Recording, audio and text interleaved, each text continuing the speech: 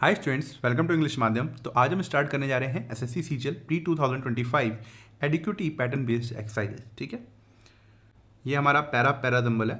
ठीक है, इसमें क्या है कि ये आर फिक्स है और ए बी सी और ये डी को फिक्स करना है। एक बार आप स्क्रीनशॉट ले सकते हो, अपने आप ट्राई करो, फिर मैं बताता हूँ।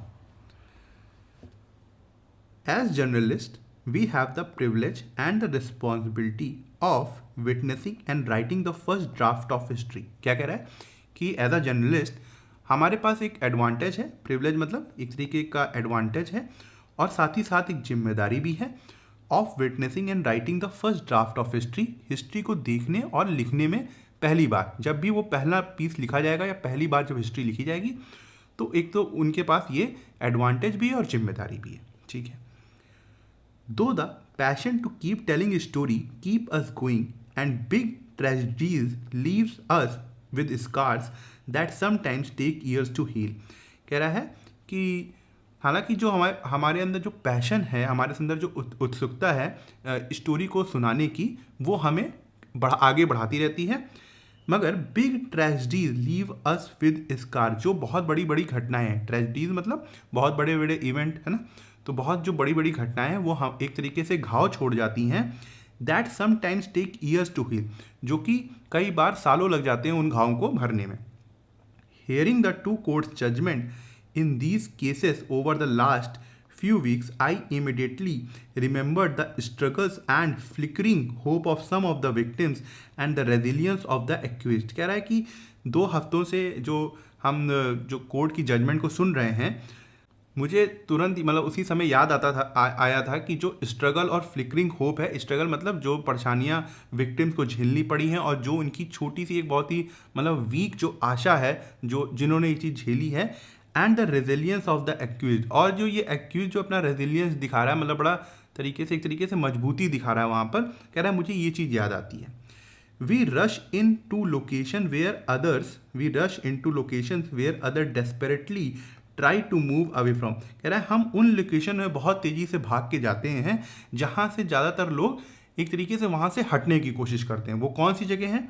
The sites of terror attack, जहाँ ऐसी जगह जहाँ पे टेरर अटैक हुआ हो, या फिर आग लगी हो, एक्सीडेंट हुए हो, या फिर कोई भी बड़ा डिजास्टर हुआ हो। ठीक है, the Mumbai blast of 2006 and the Malegaon blast of 2008 are tragedies that the people of Maharashtra will never forget. कह रहा है कि 2006 का जो मुंबई ब्लास्ट था और मालेगांव में 2008 में जो ब्लास्ट हुआ था, ये एक ऐसी घटनाएं हैं जो महाराष्ट्र के लोग कभी भी भूल नहीं सकते। ठीक है, तो यहाँ पे आर तो फिक्स है। चलिए,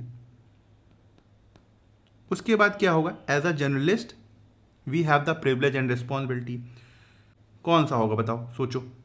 अब सी वाले को देखो, यहाँ पे उसने वी बोला है। ठीक है, ये वी प्रोनाउन किसके लिए यूज़ किया होगा? उसने जर्नलिस्ट के लिए यूज़ किया होगा। जितने भी जर्नलिस्ट हैं, जितने भी पत्रकार लोग हैं, है ना, तो कह रहा है we rush into location where other desperately try to move away from.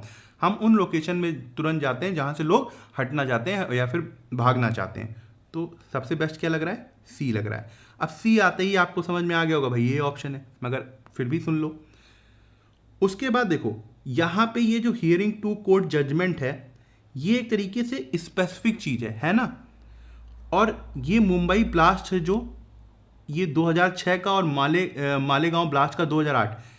तो यही स्ट्रेटजी की उसको क्या कहते हैं, जजमेंट की बात हो रही होगी उसी के ऊपर। ठीक है, तो एक चीज़ दिख रही तुमको कि डी के बाद बी आना चाहिए, डी के बाद बी आना चाहिए। Hearing the two court judgement in these cases. कौन से केसेस? ये जो केसेस हुए हैं 2006 के और 2008 के, तो डी और बी एक मिल गया पेयर। तो इसका मतलब यहाँ पे डी और बी भी आएगा कहीं। अब बचता है ए को कहाँ रखें? अब देखो, यहाँ पे जब वो बता रहा है, जब उसने जर्नलिस्ट की बात करी वी यूज़ करके, बाद में उसने एक ए में एक लाइन जोड़ी है, though the passion to keep telling story keep us going. कह रहा है जो हमारे अंदर पैशन है स्टोरीज को सुनाने का, वही हमको आगे बढ़ाता रहता है, वही हमको मतलब एक तरीके से मोटिवेट करता रहता है काम करने के लिए आगे। तो लग रहा है हाँ, एक जनरल स्टेटमेंट है जो कि जर्नलिस्ट के बारे में बताया जा रहा है। तो यहाँ पे क्या होगा? CADB। तो आंसर क्या होगा? पहला वाला होगा। ठीक है, ये क्लोज टेस्ट है, इसको एक बार आप ट्राई करिए, एक बार पढ़ लीजिए। ये देखिए, ये है और ये। ठीक है, फिर उसके बाद मैं आगे जो पार्ट है उसमें स्टार्ट करूँगा। After Tata consultancy services announced its decision to dash 12,000 employees. अभी अगर आप लोग डेली आर्टिकल कर रहे होंगे तो आपने पढ़ा होगा कि टीसीएस ने अभी क्या कहते हैं एक डिसीजन लिया है कि वो 12,000 एम्प्लॉयज़ को हटाएगा। ठीक है, उसी के ऊपर ये पूरा एक तरीके से क्लोज टेस्ट है, आपने एक बार पढ़ लिया होगा। तो जब पूरे क्या कहते हैं थीम यही है। और एक चीज़ और है, मैंने पहले भी आपको बताया था कि क्लोज टेस्ट जब भी आप पढ़ोगे तो इस चीज़ को ध्यान रखोगे कि प्रेजेंट में है कि पास में है चीज़ें। ठीक है, कि आगे अगर मान लो कोई वर्ब भरना है तो उस हिसाब से हम भर सकते हैं। अब क्या आना चाहिए, हायर तो आएगा नहीं। हायर का मतलब होता है किसी चीज़ को, किसी को जॉब देना, तो ये भी नहीं होगा। प्रमोट का मतलब क्या होता है, प्रमोट का मतलब होता है किसी की रैंक को बढ़ाना या किसी की पोस्ट को बढ़ाना, ये भी नहीं होगा। ले ऑफ का मतलब होता है निकाल देना किसी को। ठीक है, और अपॉइंट का मतलब भी एक तरीके से यही है कि जॉब देना, तो ये भी नहीं होगा। तो यहाँ पे क्या होगा, टू ले ऑफ, और वैसे भी टू लगा हुआ है तो यहाँ पे बेसिक फॉर्म आएगी वर्ब की, तो क्या आएगा यहाँ पे टू ले ऑफ। देखो इन्फिनिटिव फ्रेज है ना, 2+V1 होता है, तो अगर आपको क्या कहते हैं फ्रेजल वर्ब भी दिख रहा है तो उसको भी बेसिक फॉर्म में रखो। ठीक है, NASSCOM, national association of software and service companies, ये पता है ना सबको नेस्कॉम के बारे में, said that the tech industry is at an inflation point के, तो नेस्कॉम ने कहा था कि जो टेक इंडस्ट्री है वो एक इन्फ्लेशन पॉइंट में, उस मतलब एक तरीके से बहुत ही इंपॉर्टेंट टर्निंग पॉइंट में है, जहाँ से बहुत बड़े बड़े बदलाव देखने को मिलेंगे। Due to the increasing integration of AI and automation into core business operation, किसकी वजह से है कि जो AI का इंटीग्रेशन हो रहा है, बढ़ोतरी हो रही है AI इंटीग्रेशन की, और जो हर चीज़ ऑटोमेटिक होती जा रही है, किस चीज़ में, जो कंपनीज के कोर बिजनेस ऑपरेशन है वहाँ पे। ठीक है, meanwhile the all India professionals Congress in conjunction with IT employees union and forum, कह रहे हैं कि जो ऑल इंडिया प्रोफेशनल कांग्रेस है जो कि IT एम्प्लॉयज यूनियन के साथ में एक तरीके से मिलकर काम कर रही हैं, dash pursuing strategies to dash the issue of lay off in the IT sector. अब देखो ये ऑल इंडिया प्रोफेशनल कांग्रेस है, ठीक है, और ये किसके साथ मिलकर काम कर रही है, IT employee union and forum के साथ। अब बताओ यहाँ पे आएगा क्या, is, was, are, were.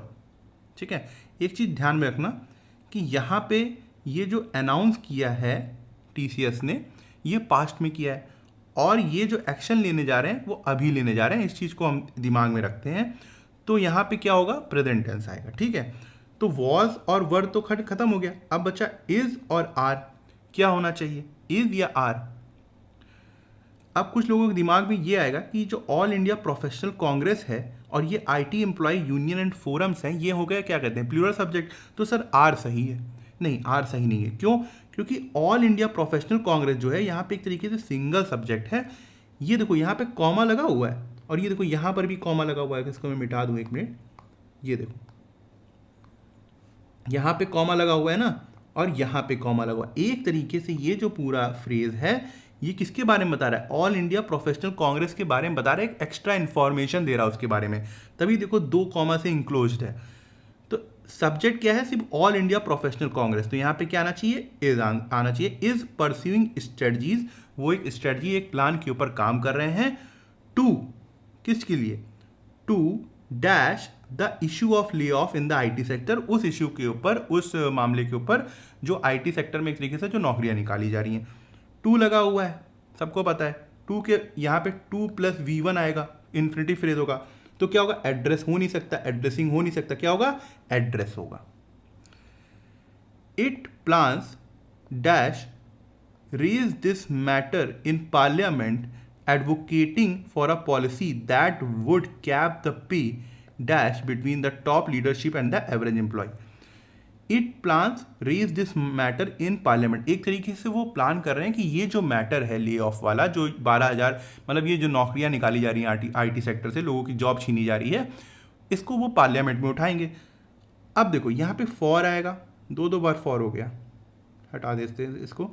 On आएगा कि टू आएगा, देखो ऑन का तो कोई मतलब नहीं है। ठीक है, अगर हम फॉर रखते हैं, ऑन रखते हैं, तो पहले भी मैं बता चुका हूँ, या तो इसके बाद नाउन ले आइए आप, या फिर जेरेंड ले आइए। जेरेंड ले आइए क्यों, क्योंकि ये जो प्रीपोजिशन होते हैं इनको प्रीपोजिशनल ऑब्जेक्ट चाहिए होती है। ठीक है, इट प्लान्स, तो क्या करें सर, यहाँ पे तो सर वर्ब आ गई है, रेज आ गई है, क्या करें, अरे तो टू लगाओ ना मेरे भाई, टू रेज। अब हो गया ना infinitive phrase, it plans, plans क्या है यहाँ पे, वर्ब है, ठीक है। ये टू रेज क्या है, इन्फिनिटिव फ्रेज है। ये इस तरीके से एडवर्बियल की तरह काम कर रहा है, मतलब जो चीज़ वर्ब को मॉडिफाई करती है। तो क्या होगा, it plans to raise this matter in parliament, उनका प्लान है कि इस मैटर को पार्लियामेंट में उठाया जाए। Advocating for a policy that would cap the pay, और उस पॉलिसी को सपोर्ट किया जाए जो कि लिमिट करेगी, कैप का मतलब यहाँ पे एक तरीके से लिमिट करना है, दैट वुड कैप द पे dash between top leadership and average employees. क्या होना चाहिए, देखो लिमिट, पे को लिमिट कर रहे हैं, जो सैलरीज दी जा रही हैं उसको लिमिट करने की बात कर रहे हैं, तो उनके डिफरेंसेस में लिमिट मतलब कम करना होगा या फिर लिमिट लगाना होगा, किसके ऊपर, जो टॉप लीडरशिप है या जो एवरेज एम्प्लॉय है। डिस्पैरिटी आएगा, कॉन्फॉर्मिटी आएगा, इम्पार्शियलिटी आएगा, इक्विवेलेंस आएगा। क्या आना चाहिए, देखो कॉन्फॉर्मिटी का मतलब ये होता है कि आप दूसरों की तरह ही सोच रहे हैं, इम्पार्शियलिटी का मतलब होता है भाई पार्शियल ना होना, इक्विवेलेंस का मतलब होता है इक्वल, डिस्पैरिटी का मतलब होता है बहुत बड़ा डिफरेंस, तो उसको लिमिट करना, मतलब कि जो बॉस है और जो एवरेज एम्प्लॉयज की सैलरी है उसको कम किया जाए, तो यहाँ पे क्या होगा, डिस्पैरिटी, ठीक है। ठीक है, तो अब इसको बताओ क्या होगा, एक मिनट, कुछ छूटा तो नहीं है, नहीं। Hardly dash the guest arrived when the lights went out, कह रहा है जैसे ही गेस्ट आए, जैसे ही मेहमान आए थे वैसे ही लाइट चली गई थी। क्या होना चाहिए, हार्डली के साथ क्या आता है, आप लोग ने बार बार पढ़ा होगा, हार्डली के साथ हमेशा हैड लगता है, साथ में फिर सब्जेक्ट आता है, फिर वर्ब की थर्ड फॉर्म आती है, फिर आपको आगे चलकर व्हेन दिखता है, ठीक है। तो यहाँ पे क्या आना चाहिए, हैड आना चाहिए। साथ ही साथ हार्डली के एक और भी वर्ड होता है जो आप बार बार देखते होगे, स्कार्सली, ठीक है। तो इट्स स्कार्सली के साथ भी क्या आता है, हैड आता है, प्लस सब्जेक्ट आता है, प्लस वर्ब की थर्ड फॉर्म आती है, फिर व्हेन आता है, ठीक है। और एक और याद रखना कि जो नो सूनर होता है उसके साथ क्या आता है, नो सूनर के साथ हमेशा देन आता है, ठीक है। तो यहाँ पे आंसर क्या होगा, हैड होगा। Identify the part of the sentence which has error, इसमें कहाँ पे एरर है बताओ। The manager insisted on to complete the report before the audit team's arrival in the evening, जो मैनेजर था वो बार बार जोर दे रहा था कि भाई रिपोर्ट को कंप्लीट कर लो ऑडिट टीम के आने से पहले, और ऑडिट टीम कब आने वाली थी, शाम को। अब बताओ कहाँ पे एरर है, द मैनेजर इंसिस्टेड, कोई एरर नहीं है, ऑन टू कंप्लीट, अब देखो यहाँ पे ही दिक्कत है, यहाँ पे कहीं दिक्कत नहीं है, कहाँ पे दिक्कत है, इसी लाइन पे दिक्कत है, ध्यान दो। अब बार बार सोचो मैंने क्या बताया था प्रीपोजिशन के बारे में, एक तो वर्ब होती हैं जो क्या कहते हैं कुछ फिक्स प्रीपोजिशन लेती हैं, और प्रीपोजिशन के बाद हमेशा क्या आना चाहिए, इंसिस्टेड ऑन, ऑन लगा हुआ है, प्रीपोजिशन लगी है, तो इसके बाद क्या आना चाहिए था, या तो भाई नाउन ले आते या फिर जेरेंड ले आते, है ना, जेरेंड ले आते। तो क्या होना चाहिए यहाँ पर, ऑन कंप्लीटिंग, क्या होना चाहिए, ऑन कंप्लीटिंग, यहाँ पे टू नहीं होगा, तो एरर कहाँ पे है, बी में। She made her brother to carry the luggage up the stairs though he was exhausted, इसमें भी एरर है, कहाँ पे एरर है बताइए, कि उसने अपने ब्रदर को एक तरीके से फोर्स किया, कंपेल किया कि जो लगेज है वो सीढ़ियों के ऊपर वो ले जाए, जबकि वो काफ़ी थका हुआ था। देखो समझ में आ गया होगा, एरर पता चल गई होगी, मेक, लेट और ये हो गया हेल्प, ये क्या होती हैं, ये होती है कॉजेटिव वर्ड, ठीक है। इनके बाद जब भी ये फोर्स की तरह यूज़ कर रहे हो या फिर किसी को कंपेल कर रहे हो, ठीक है, मतलब किसी को हम मजबूर कर रहे हो कोई काम करने के लिए, तो उसके बाद हमेशा क्या आती है, बेयर इन्फिनेटिव की वर्ब आती है, क्या आती है, बेयर इन्फिनेटिव की वर्ब आती है, मतलब उसके साथ टू नहीं लगेगा। तो ये कि यहाँ पे क्या था, यहाँ पे एरर थी, तो टू कैरी, यहाँ पे सिर्फ कैरी द लगेज होना चाहिए था, she made her brother carry the luggage.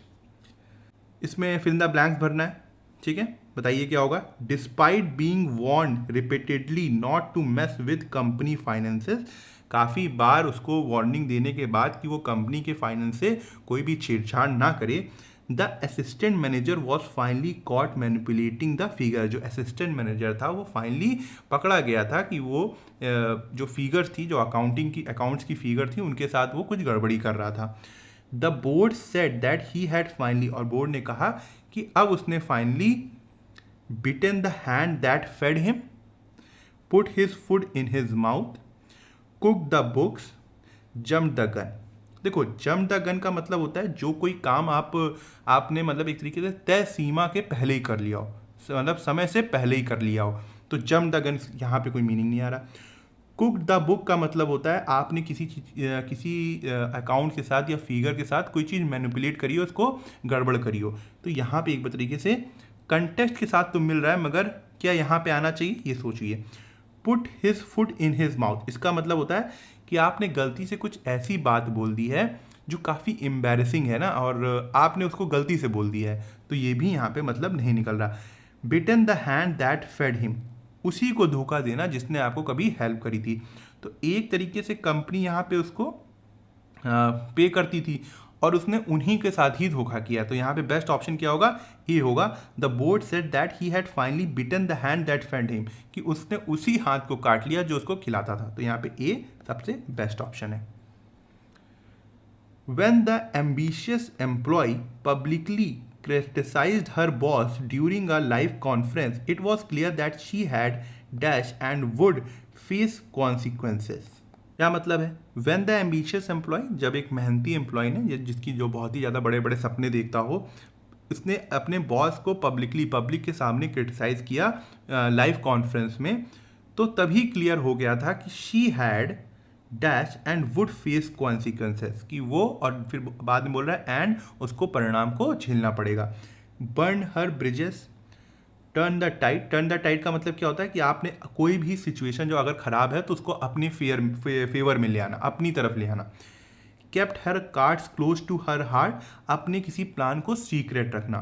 Gone the extra mile, मतलब अगर अत्यधिक मेहनत करना, मतलब ज़्यादा मेहनत करना, तो गॉन द एक्स्ट्रा माइल होगा। बर्न हर ब्रिजेस, इसका मतलब ये होता है कि एक तरीके से आपने अपनी ही मतलब चीज़ों को नुकसान पहुंचा लिया है, और जो भी मौके थे उनको ख़त्म कर दिया, जो भी रिश्ते थे उनको भी ख़त्म कर दिया, कि अब आप वहाँ पर वापस नहीं जा सकते क्योंकि आपने खुद ही सब कुछ ख़राब कर लिया है। तो यहाँ पे सबसे बेस्ट क्या होगा, बर्न हर ब्रिजेस। ठीक है।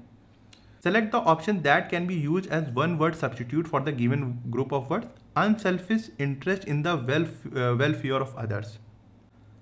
Unselfish interest in the welfare of others, कह रहा है कि जो सिर्फ मतलब एक तरीके से दूसरों के ही भले के बारे में सोचता हो, ऐसे क्यों वन वर्ड में आप क्या बोलोगे, सेलिबेसी। सेलिबेसी का मतलब होता है कि जो लोग कभी जीवन में शायद शादी नहीं करते हैं और कभी भी सेक्सुअल रिलेशनशिप नहीं बनाते हैं, एक तरीके से हम बोलते हैं ब्रह्मचर्य का फॉलो करते हैं, तो उनको हम बोलते हैं सेलिबेसी। ठीक है, ये ज़्यादातर हम मॉन्क को बोलते हैं। ठीक है, तो ये तो होगा नहीं। मिज़ेंथ्रोपी का मतलब होता है एक तरीके से जो ह्यूमन काइंड से नफरत करता हो, पूरे रेस से नफरत करता हो, लोगों से नफरत करता हो, तो ये भी नहीं होगा। इगोइज्म का मतलब होता है कि जो सिर्फ अपनी ही बारे में सोचता है, सिर्फ बहुत ही ज़्यादा सेल्फ सेंट्रिक होता है। ठीक है, तो ये भी नहीं होगा। इसको एक तरीके से हम एक सिनोनिम भी हो सकता है, इगोसेंट्रिक। क्या हो सकता है, इगोसेंट्रिक। ठीक है, तो इसकी स्पेलिंग होगी इगोसेंट्रिक, इसको भी हम बोल सकते हैं। ये काफ़ी जो सिर्फ अपने ही बारे में, अपने ही आपको सोचता है। अल्ट्रुइज्म का मतलब होता है जो दूसरों के बारे में सोचता है, तो यहाँ पे ऑप्शन यही होगा। अल्ट्रुइज्म एक मतलब एक तरीके से प्रैक्टिस होती है। अल्ट्रुइज्म का मतलब प्रैक्टिस होती है जो आप दूसरों के बारे में कुछ करते हैं। अगर आपको किसी को बोल रहे हैं तो वो अल्ट्रुइस्ट भी हो सकता है ना, अल्ट्रुइस्ट भी हो सकता है, और अल्ट्रुइज्म भी यहाँ पर सही है। ठीक है, तो ठीक है, आज का लेक्चर यहीं ख़त्म करते हैं। आई होप आपको कुछ सीखने को मिला होगा, और आप कमेंट सेक्शन में ज़रूर बताइएगा कि आपको आज का लेक्चर कैसा लगा और आपको क्या सीखने को मिला। अगर आप मुझसे इंग्लिश ग्रामर पढ़ना चाहते हैं तो आप हमारा ऐप इंग्लिश माध्यम प्ले स्टोर से डाउनलोड कर सकते हैं। ऐप ओपन करते ही आपके सामने होम स्क्रीन आएगी, वहाँ पे आपको 5 ऑप्शन मिलेंगे, मेन, लाइब्रेरी, फीड, लेक्चर, पास। लेक्चर में क्लिक करते ही आपके सामने 2 वर्जन आएंगे, फ्री और पेड। पेड में क्लिक करते ही आपके सामने इंग्लिश ग्रामर का एक सेक्शन आएगा, जहाँ पे मैंने इंग्लिश एसएससी के लिए बहुत ही डिटेल में बताया हुआ है और बहुत ही सिंपल लैंग्वेज में बताया है, जो कि आपके कॉन्सेप्ट्स को और अच्छा करेगा और आपको अच्छे मार्क्स लाने में हेल्प करेगा। तब तक के लिए प्रैक्टिस करते रहिए। Thank you so much for watching this video.